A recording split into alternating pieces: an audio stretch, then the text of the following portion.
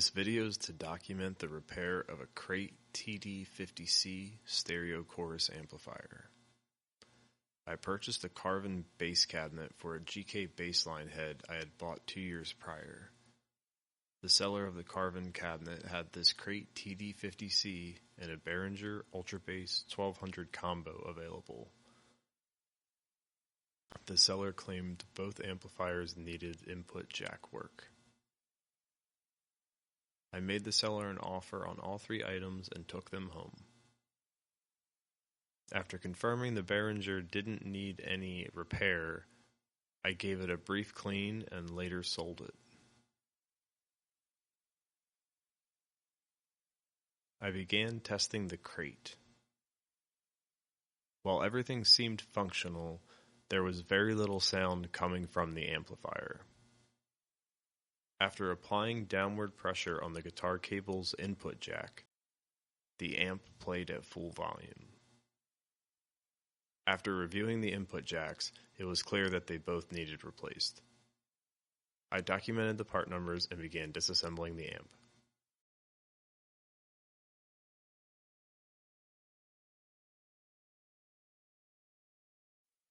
My overall goal with this project was to make the amp functional and for it to look good enough to display on my amp rack.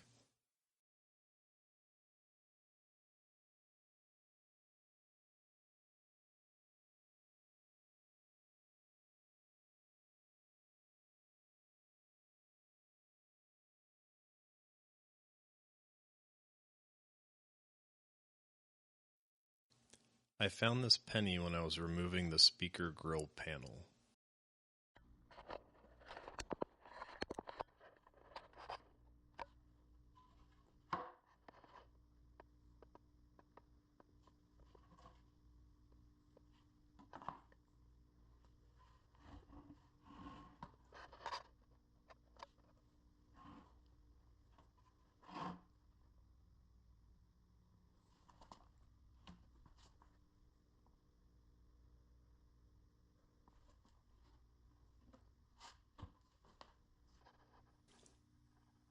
The metal hardware was quickly cleaned with a wire wheel.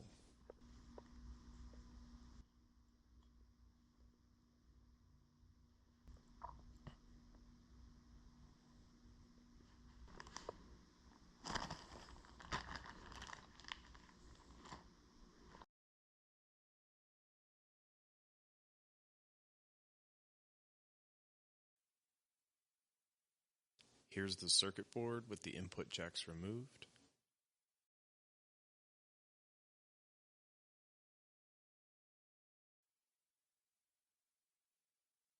The speakers look faded and have an interesting speckling to them.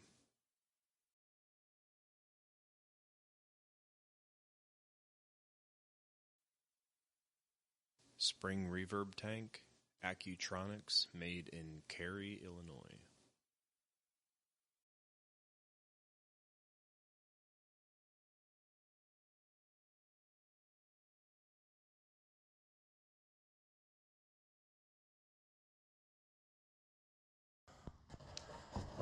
Let's see what we got.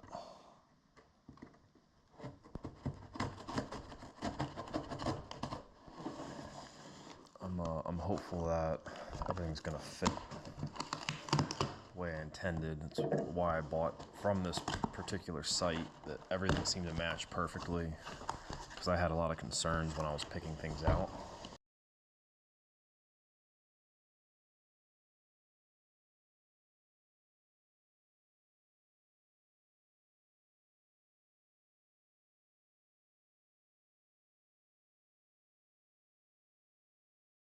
So here's what they sent. So the knobs, the reason I bought the knobs was because, so the amp had what looked like factory knobs that were kind of like this. See how it's like shouldered? Some of the other knobs that were on it were not, they didn't appear to be original. Like this is not the same type. It has the 6mm output, but it's not right. This is some of the other problems I had, was like this. It's missing, You see that cutout there? So these look to be, it actually looks a little bit more pronounced, and unfortunately the line's not supposed to go all the way down. But comparatively, they're pretty darn close. So this is the whole reason why the amp wouldn't work. See this, how it's lifted up? So what was happening is on both of the input, and they're both like that, the back one is lifted. I don't know what caused that, but that's not how they're supposed to be. As you can see, even just here in the bag, they're both flush. Okay, but back to my point, these aren't supposed to be lifted. So there's a picture that I'll probably put in the video where you'll see I have an input jack in, and then what I had to do was I actually had to take a bungee cord to put downward pressure so that the top of the tip would lift to make contact with this back, and then that's when I got full volume out of the amp. So that's how I quickly realized, like, this just needs to be replaced. I'm going to solder the new input jacks.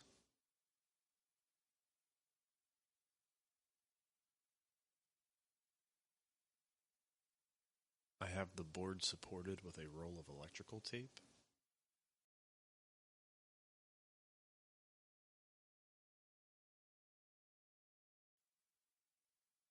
The components fit perfectly.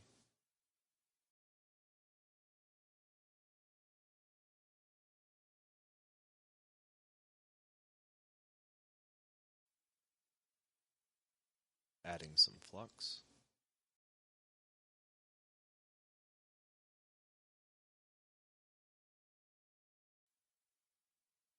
Adding some solder.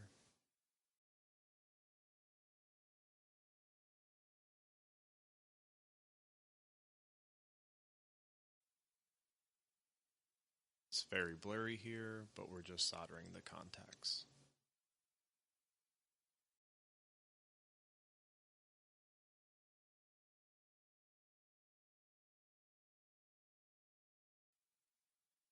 The board was tough to get in and out. The yellow and orange wires to the right were causing some tension. The input jacks have this metal cover over them. The new input jacks came with plastic washers, which I'm trying to use here. The ones I took off did not have those present. With the plastic washers on, the board does not mount correctly. Time to remove the washers.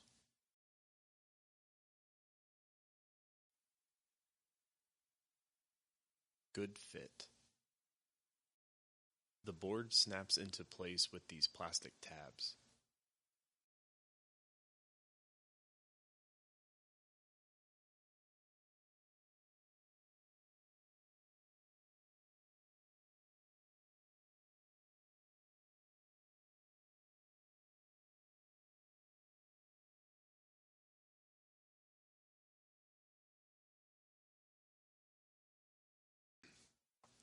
There's a wire under the board here, causing a misalignment.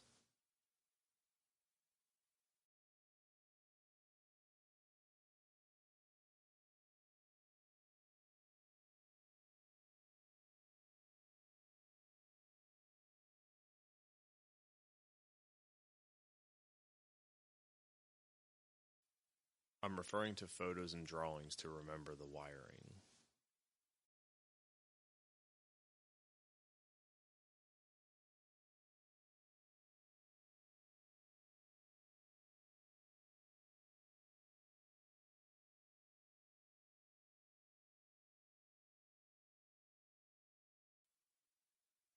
These 4 wires are for the reverb effect.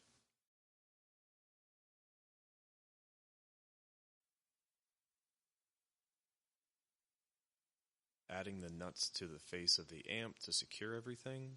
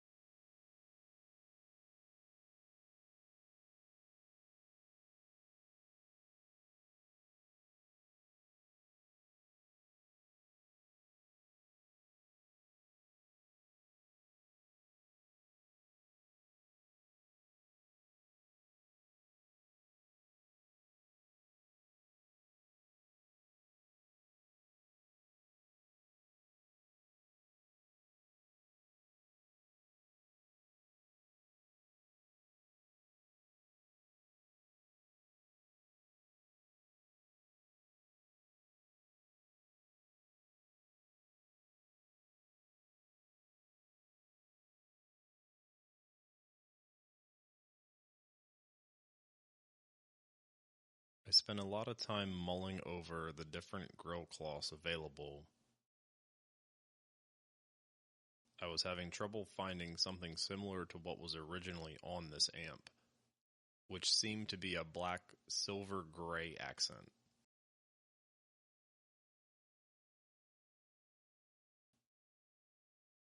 I settled on this, which I believe is similar to Mesa.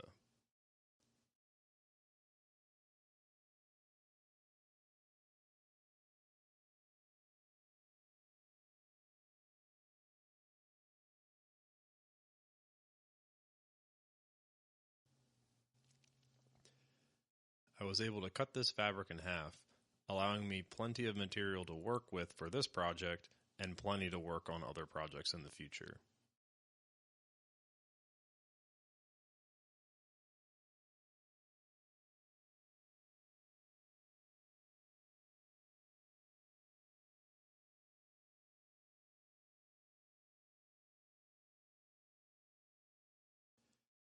I struggled figuring out how to attach the cloth, mostly worrying about the pattern being straight and keeping creases off the front panel. I tried using glue as an extra adhesive, but just continued with the staples.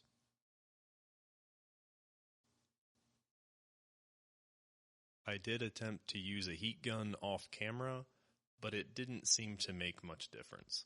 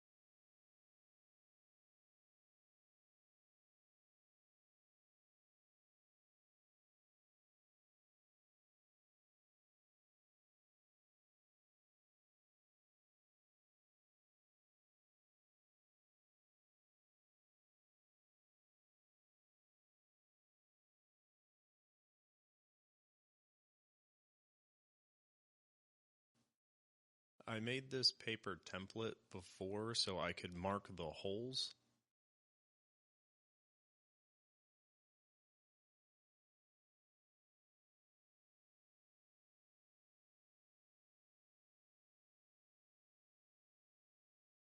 I considered refinishing or replacing the logo, but decided against it.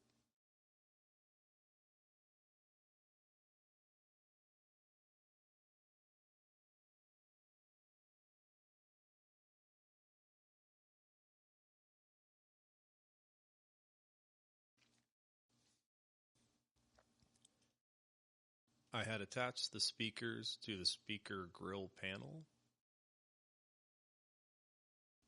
I then mount the spring reverb at the base of the cabinet.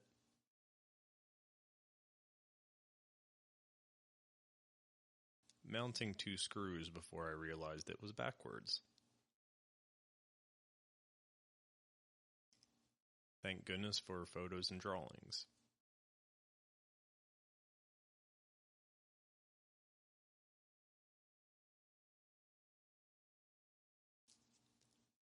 With the reverb tank mounted correctly, it's time to mount the speakers and grill.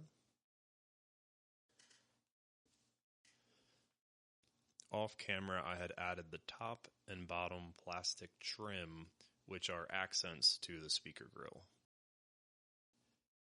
The amplifier unit was very snug, as the new speaker grill material was taking up a bit more space. I gently convinced it to sit flush.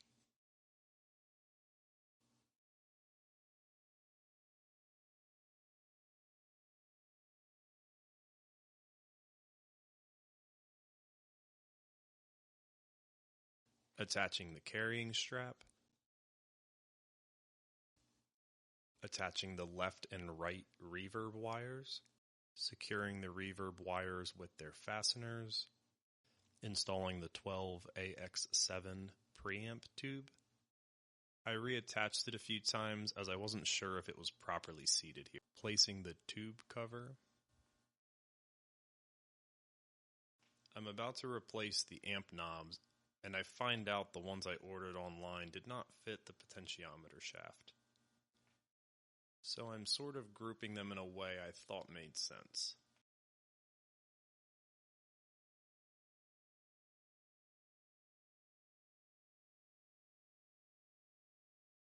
Attaching the speaker wires.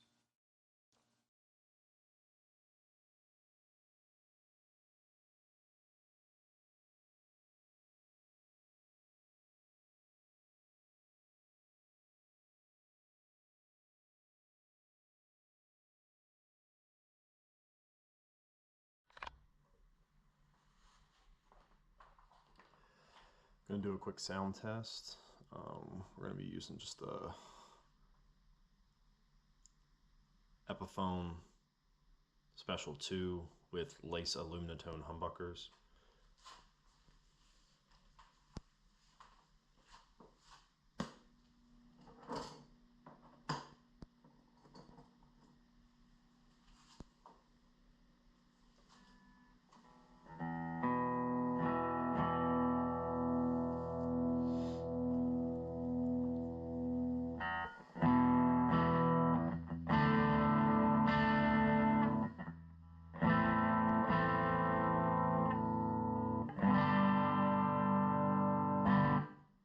So on a B channel,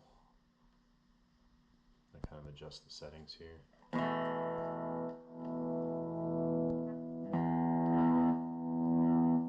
the drive.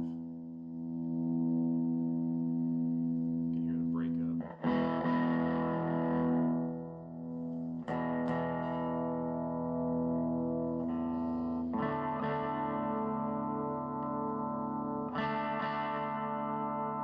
There's a bright switch.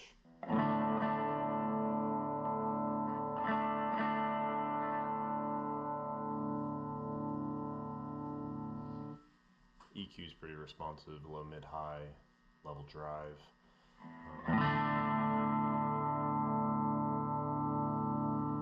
Just to maximize the reverb.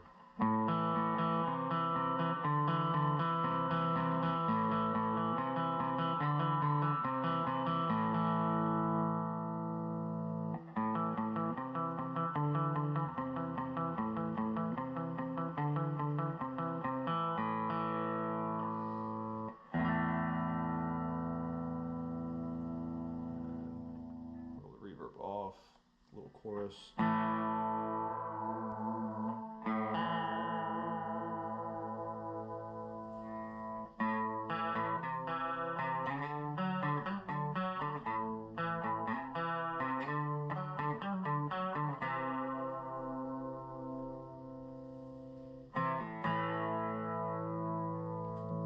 Chorus is back off, so it's the B channel.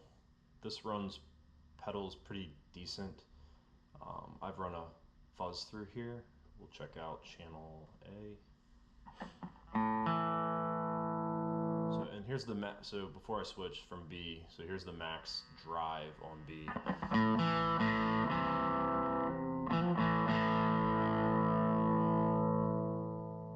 Here's A.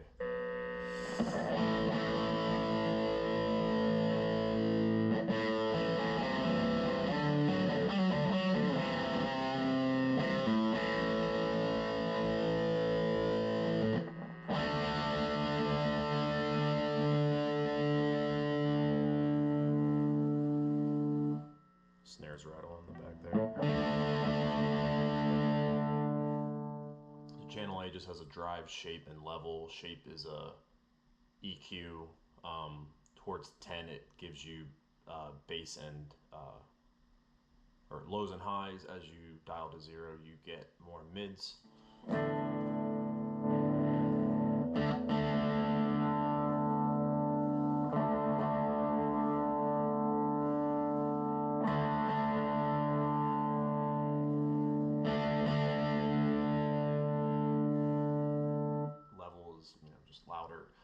But this gives a nice, the drive's pretty responsive.